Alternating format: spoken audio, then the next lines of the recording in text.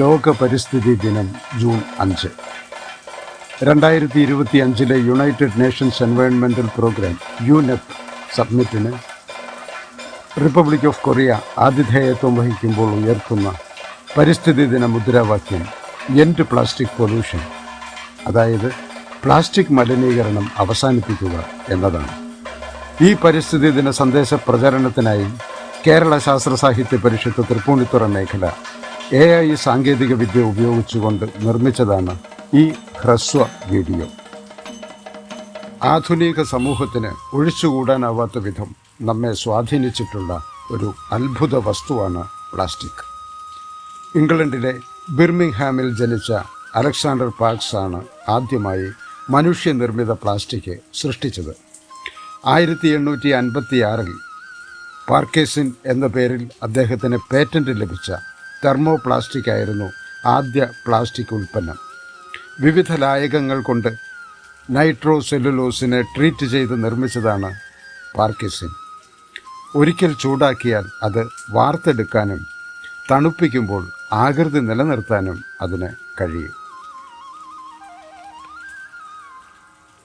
1868 American ശാസ്ത്രജ്ഞനായ John Wesley ഹയാറ്റ് സെല്ലുലോസും alcohol ചേർന്ന കർപ്പൂരവും ചേർത്ത മിശ്രിതത്തിൽ നിന്നും സെല്ലുലോയിഡ് നിർമ്മിച്ചു. ബില്ലിയാർഡ് ബോളുകളുടെ നിർമ്മാണത്തിനായി ഉപയോഗിച്ചിരുന്ന ആനക്കൊമ്പിന് പകരം ഹയാറ്റ് സെല്ലുലോയിഡ് ഉപയോഗിച്ചു. ഇതിനായി അദ്ദേഹം ഒരു കമ്പനിയും തുടങ്ങി. തുടർന്നുള്ള വർഷങ്ങളിൽ കണ്ടുപിടുത്തങ്ങളുടെ ഘോഷയാത്രയായിരുന്നു. അങ്ങനെ 1950 പ്ലാസ്റ്റിക് യുഗം തന്നെ ആരംഭിച്ചു. എന്തുകൊണ്ട് പ്ലാസ്റ്റിക്?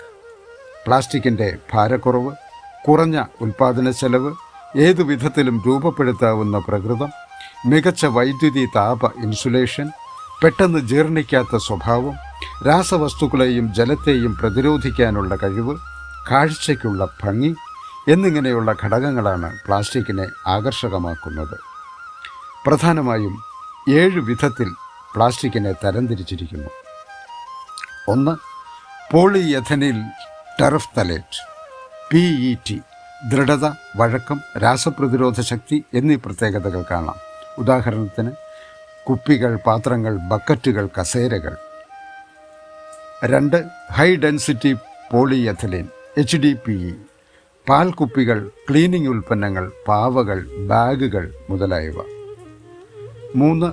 Polyvinyl chloride PVC.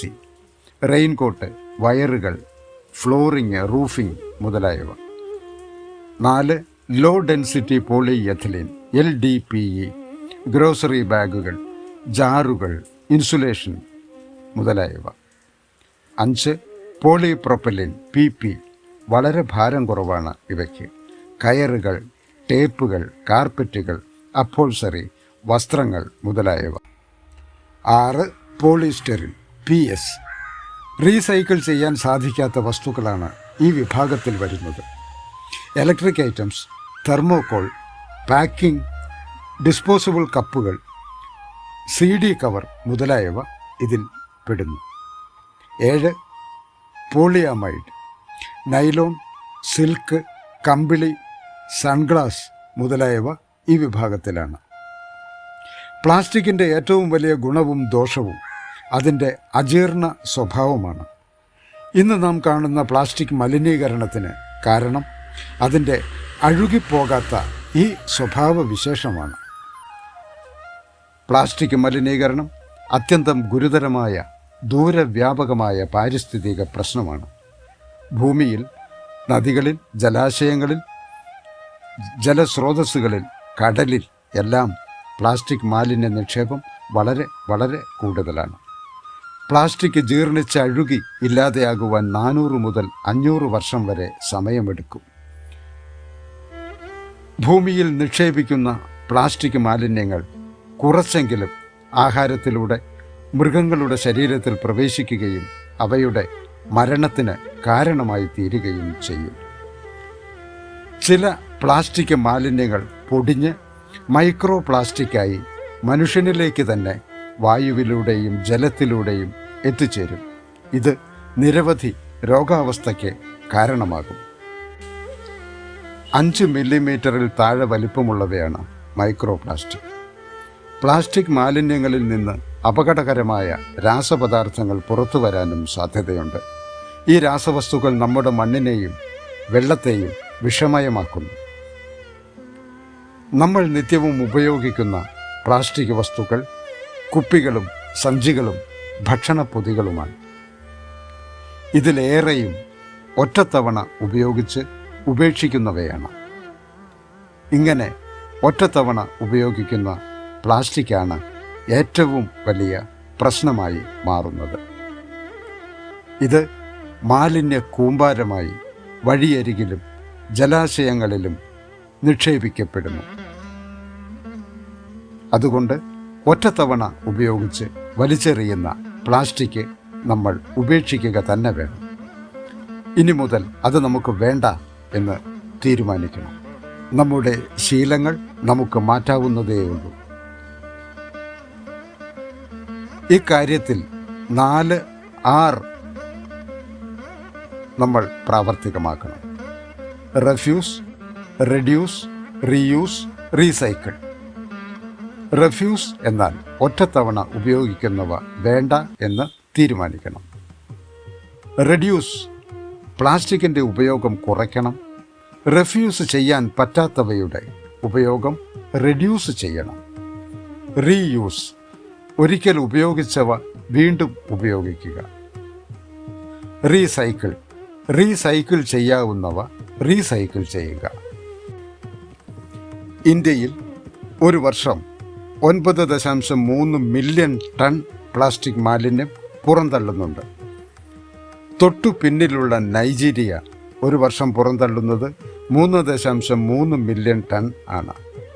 അതായത് 2ാം സ്ഥാനത്തുള്ള രാജ്യം 1/3 മാത്രമാണ് പുറന്തള്ളുന്നത്.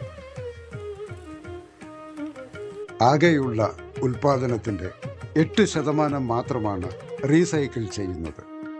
ബാക്കി 82% കരയിലും വെള്ളത്തിലുമായി നിക്ഷേപിക്കുകയാണ്. ഇന്ത്യയിൽ ഒരു ദിവസം 25,940 ടൺ പ്ലാസ്റ്റിക് മാലിന്യം പുറന്തള്ളുന്നു. ഇത് ഏകദേശം 9,000 ആനകൾക്ക് തുല്യമാണ്. ഇത്രയും മാലിന്യം നമ്മുടെ പ്രകൃതിക്ക് വലിയ ദോഷമാണ് വരുത്തുന്നത്. ഇത് നമ്മുടെ പുഴകളെയും ജലസ്രോതസ്സുകളെയും മലിനമാക്കുന്നു, ആരോഗ്യ പ്രശ്നങ്ങൾക്ക് കാരണമാകുന്നു. ഒരു കാലത്ത് വൃത്തിയുള്ളതും മനോഹരവുമായിരുന്ന കടൽ തീരങ്ങൾ ഇപ്പോൾ മാലിന്യ കൂമ്പാരങ്ങൾ കൊണ്ട് നിറഞ്ഞിരിക്കുന്നു. കടലിൽ എത്തപ്പെടുന്ന പ്ലാസ്റ്റിക് മാലിന്യങ്ങൾ മത്സ്യങ്ങൾ ആഹാരമാക്കുകയും ആ മത്സ്യങ്ങളെ മനുഷ്യൻ കഴിക്കുമ്പോൾ മനുഷ്യനിലേക്ക് പ്ലാസ്റ്റിക് എത്തുകയും ചെയ്യുന്നു. കടലിലെ മത്സ്യസമ്പത്ത് നാൾക്ക് നാൾ കുറഞ്ഞു വരുന്നതിന് പ്ലാസ്റ്റിക് മാലിന്യവും ഒരു കാരണമാണ്. കരയിലെ ജീവജാലങ്ങൾക്കും ഇത് ബാധകമാണ്. പ്ലാസ്റ്റിക് മാലിന്യം ഭക്ഷിച്ച് ആനകൾ വരെ മരിച്ചു പോകുന്നതായി നമുക്കറിയാം. ലക്ഷക്കണക്കിന് ജീവികളാണ് ഇങ്ങനെ ഓരോ വർഷവും മരിച്ചു പോകുന്നത്. പ്ലാസ്റ്റിക് മാലിന്യം കൊണ്ട് മനുഷ്യർക്ക് വരാനിടയുള്ള രോഗാവസ്ഥകളിൽ ചിലത്: 1. ക്യാൻസറിന് കാരണമായേക്കാം. 2. എൻഡോക്രൈൻ പ്രശ്നങ്ങൾക്ക് കാരണമായേക്കാം. 3. ത്വക്ക് രോഗങ്ങൾക്ക് കാരണമായേക്കാം. 4. ലൈംഗിക ശേഷി ഇല്ലായ്മയ്ക്ക് കാരണമായേക്കാം. 5. ശ്വാസതടസ്സം, ആസ്മ പോലുള്ള രോഗങ്ങൾക്ക് കാരണമായേക്കാം. ഹൈപ്പർ തൈറോയിഡ്, പ്രമേഹം, ഹോർമോൺ കുറവ്, കൊളസ്ട്രോൾ മുതലായവയെല്ലാം പ്ലാസ്റ്റിക് മാലിന്യം നമുക്ക് സമ്മാനിക്കും. കൂടുതൽ പഠനങ്ങൾക്ക് വഴിവെക്കുന്നതാണ് ഇതുവരെ ലഭ്യമായിട്ടുള്ള ആശങ്കാജനകമായ വിവരങ്ങൾ. നമ്മുടെ ശീലങ്ങളാണ് നമ്മെ നയിക്കുന്നത്. ചില നാടുകളിൽ ഒറ്റത്തവണ ഉപയോഗിക്കുന്ന പ്ലാസ്റ്റിക് ഉൽപ്പന്നങ്ങൾ നിയമം മൂലം നിരോധിച്ചു. ഈ ചെറിയൊരു കാര്യം കൊണ്ട് തന്നെ ഗണ്യമായ തോതിൽ മാലിന്യം കുറയ്ക്കാൻ അവർക്ക് സാധിച്ചു. ഇത് നമുക്കും സാധിക്കാവുന്നതേയുള്ളൂ. പ്ലാസ്റ്റിക് കവറുകൾക്ക് പകരം കടലാസ് കൂടുകൾ, തുണി സഞ്ചികൾ മുതലായവ ഉപയോഗിച്ചാൽ മതി. ഇന്ത്യയിലും ഇങ്ങനെയുള്ള നിയമങ്ങൾ നിലവിലുണ്ട്. 1998 പുറപ്പെടുവിച്ച വേസ്റ്റ് മാനേജ്മെൻറ്റ് റൂൾ അനുസരിച്ച് പ്ലാസ്റ്റിക് ക്യാരി ബാഗുകൾക്ക് നിബന്ധനകൾ നൽകി. 2016 2024 അത് അമെൻഡ് ചെയ്തു.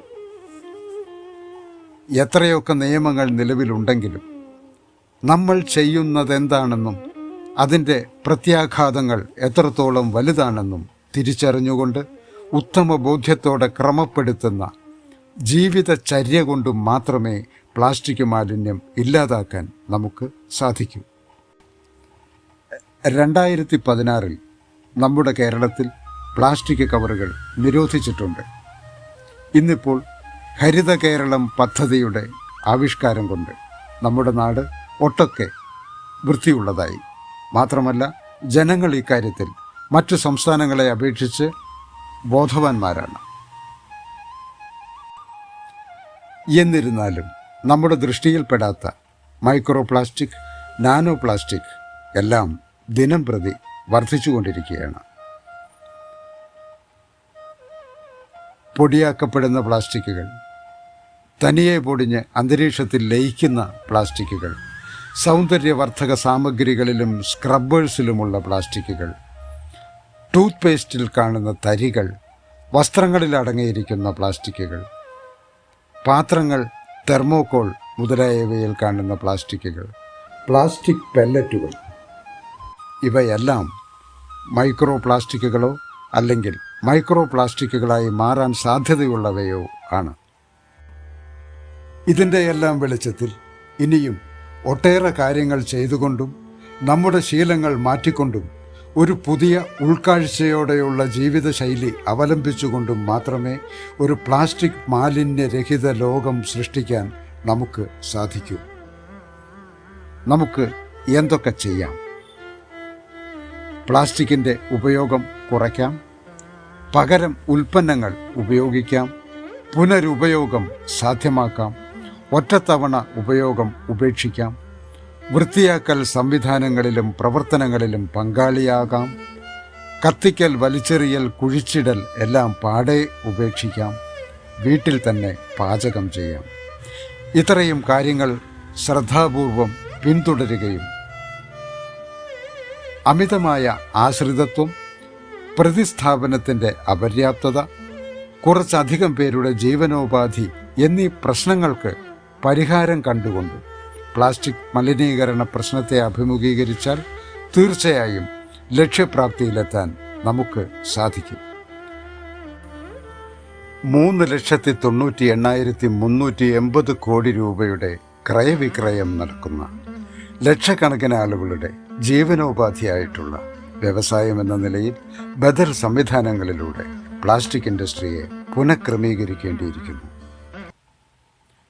പ്ലാസ്റ്റിക് മലിനീകരണം അവസാനിപ്പിക്കുക എന്ന മുദ്രാവാക്യത്തെ നെഞ്ചോട് ചേർത്തുകൊണ്ട് ഉറക്കെ പറഞ്ഞുകൊണ്ട് പ്ലാസ്റ്റിക് എന്ന അത്ഭുത വസ്തുവിൻ്റെ ചരിത്രവും വർത്തമാനവും ഇവിടെ ചുരുക്കുകയാണ്.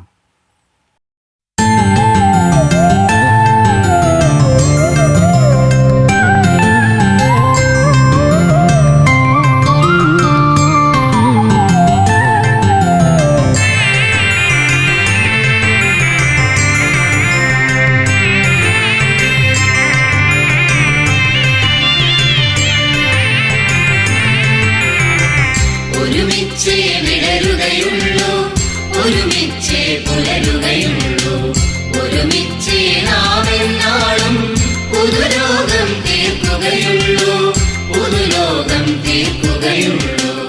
ഒരുമിച്ചേ വിടരുകയുള്ളൂ, ഒരുമിച്ചേ പുലരുകയുള്ളൂ, ഒരുമിച്ചേ നാമെന്നാളും പുതുലോകം തീർക്കുകയുള്ളൂ, പുതുലോകം തീർക്കുകയുള്ളൂ.